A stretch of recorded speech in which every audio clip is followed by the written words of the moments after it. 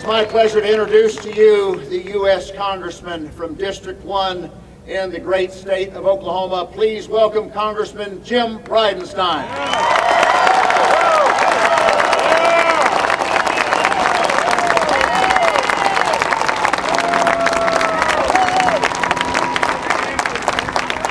Thank you. I'd like to start by thanking Senator Langford for his leadership on these issues in the United States Senate. Thank you so much, Jim. Always standing for what's right. I heard there's a timekeeper in the front row. Where is that? Right there, okay. Just want to make sure I don't go over my time. A couple of things I want to make clear from my perspective in the House of Representatives. When you think about federal spending, 2/3 of it is off the table. Medicare, Medicaid, and Social Security. Members of Congress, we don't intervene in that. Ultimately, those are called entitlement programs. When you think about the entitlement programs, if you qualify for the money, you get it. And so it's off the table and it's growing by 2/3. Then we have what's called discretionary spending. In the discretionary side of the ledger, you have a whole host of appropriation bills that we as members of Congress authorize and appropriate on an annual basis.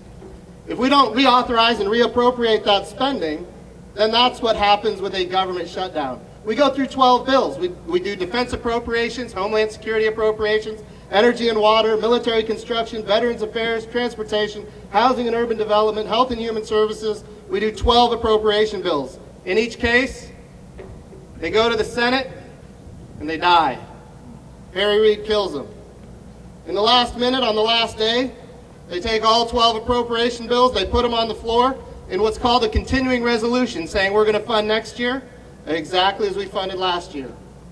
And friends, that's how year after year we fund things like Planned Parenthood and Obamacare. Because when you roll all 12 bills together, you take off the table the power of the purse. You take off the table our constitutional check on this, the most liberal, activist president in the nation's history. That's right. We take the power of the purse off the table. We deny you your representation. At the end of the day, you get to hit yes or no. We're either going to fund the entire government as it currently stands, or we're going to shut down the government. That's the decision that Harry Reid gives you. And this is what it comes down to. We're not even talking about whether or not abortion should be legal or illegal. We're talking about whether or not you, here today, should fund somebody else's abortion. Right. That's what we're talking about. And Harry Reid is telling everybody, if you are not willing to fund somebody else's abortion, he's going to shut down the Department of Defense and the rest of the discretionary ledger. Friends, it's time to say no more. Harry Reid, your job is to pass appropriation bills and allow the American people to have their elected representatives represent them in Washington, D.C. I'm going to share one final story. How much time do I have? 2 minutes. When I first got back, I'm a Navy pilot. I flew combat in Iraq and Afghanistan. When I first got back from the war in Iraq, thank you for that. I was at a birthday party for a friend of mine. It was in Los Angeles. I was stationed at Naval Air Station Point Mugu. And at this birthday party, I found myself sitting on a couch next to a gentleman who was a clerk on the Ninth Circuit Court of Appeals. This court has just ruled that it was unconstitutional to use the words "under God" in the Pledge of Allegiance.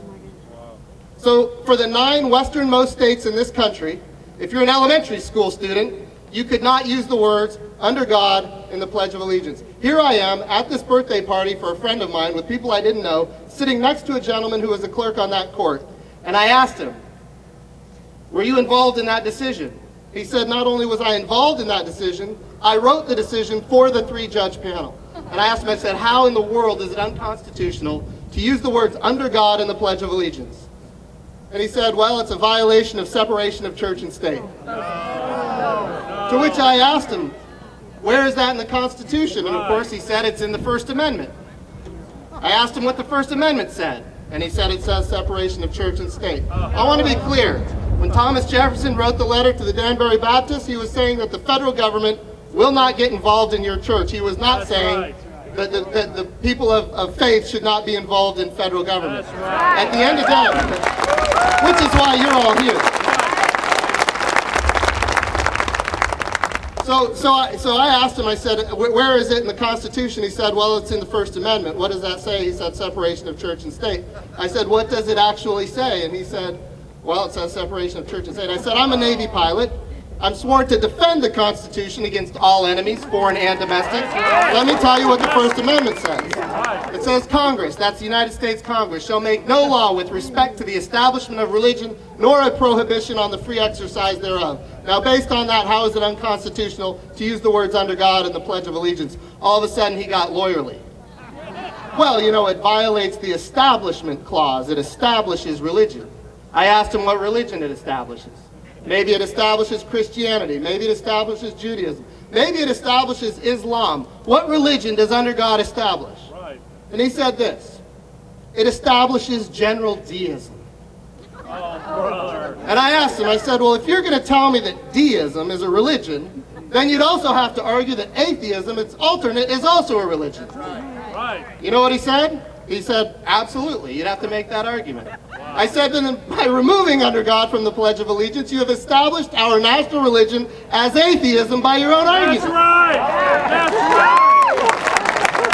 I want to share with you what he said to me next, which actually put in my mind that one day I might want to get involved in government for the young people here. This is what he said.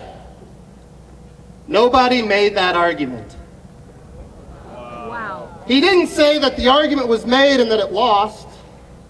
He said nobody made that argument.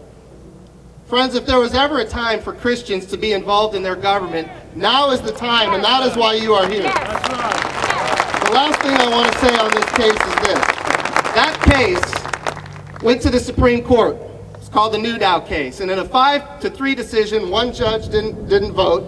In a 5-3 decision, that decision was overturned, and because of that, we can say, under God, in the Pledge of Allegiance in elementary schools here in the state of Oklahoma. And before you get too excited, let me share this. Out of 320 million people in this country, it came down to 2. It came down to 2 people, or else we would not be able to use the words under God in the Pledge of Allegiance here in the state of Oklahoma. And I want to be clear. Under no circumstances should we ever say the pledge without the words under God if you want to say the words under God, and I've told my children that, and if they're ever told not to use the words, say it loud, say it louder than everybody else, because this is a nation under God.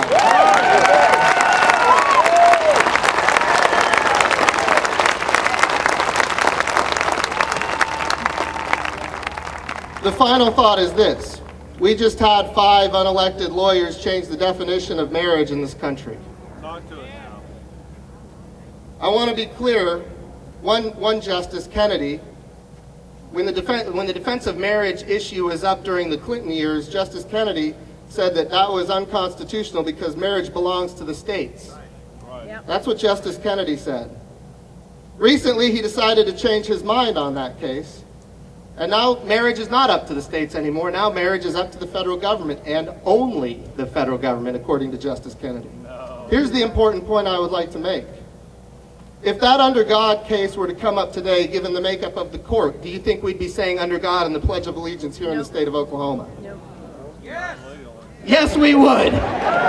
Because you're here today, and we will always honor our First Amendment rights. Thank you so much. God bless you.